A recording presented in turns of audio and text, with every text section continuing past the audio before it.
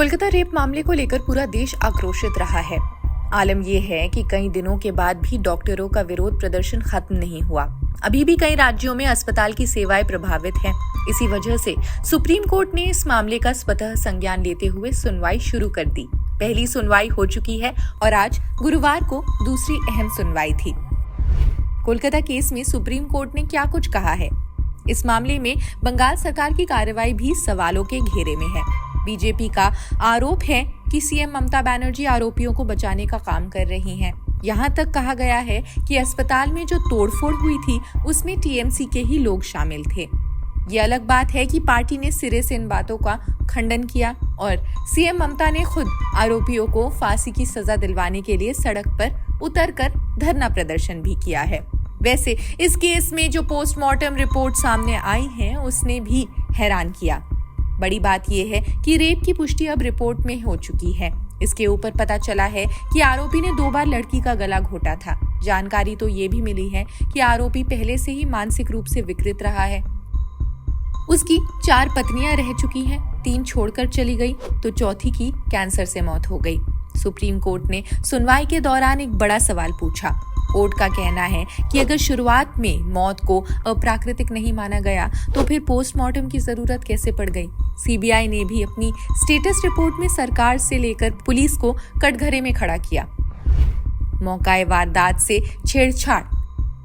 CBI ने आरोप लगाया मौकाए वारदात से छेड़छाड़ की गई। सुप्रीम कोर्ट में अपनी स्टेटस रिपोर्ट पेश करते हुए दावा किया कि मौकाए वारदात पर छेड़छाड़ हुई।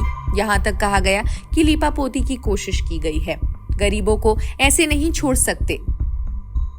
सुप्रीम कोर्ट ने डॉक्टरों को आश्वासन दिया कि उनकी सुरक्षा का ध्यान रखा जाएगा, लेकिन सभी डॉक्टर्स को वापस ड्यूटी पर जाना होगा।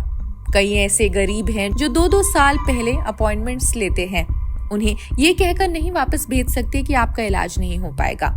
सुप्रीम कोर्ट में सुनवाई शुरू होने के बाद ही चंद्रचूड़ ने विरोध प्रदर्शन कर रहे डॉक्टरों से अपील की कि वे अपने काम पर वापस लौटे।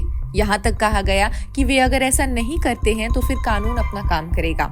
बंगाल सरकार को भी आज सुप्रीम कोर्ट में जवाब देना है। अस्पताल में जो तोड़फोड़ हुई उसे लेकर विस्तृत रिपोर्ट देनी है। ऐसे में कानूनी दाव पेच के लिए 21 वकीलों की एक टीम सुप्रीम कोर्ट में मौजूद है। वकीलों में कपिल सिब्बल से लेकर मेनका गुरुस्वामी, संजय बासु, आस्था शर्मा, श्री सत्य मोहांती तक को जगह दी गई है।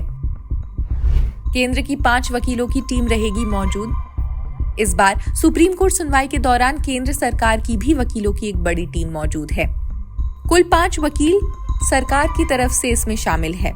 Solicitor general Tushar Mehta, advocate Madhav Singal, advocate Arkaj Kumar, advocate Swati Ghidiyal और एमके मरोरिया का नाम इनमें शामिल है। सुप्रीम कोर्ट को सौंपी गई स्टेटस रिपोर्ट में क्या पता चला है? कोलकाता के इस मामले में सीबीआई ने अपनी जांच रिपोर्ट सुप्रीम कोर्ट को सौंप दी। इस रिपोर्ट की समीक्षा कर सुप्रीम कोर्ट अब फैसला सुनाने जा रहा है। थोड़ी देर में ही मामले की सुनवाई खत्म होने के साथ ही फैसला सबके सामने भी आ जाएगा।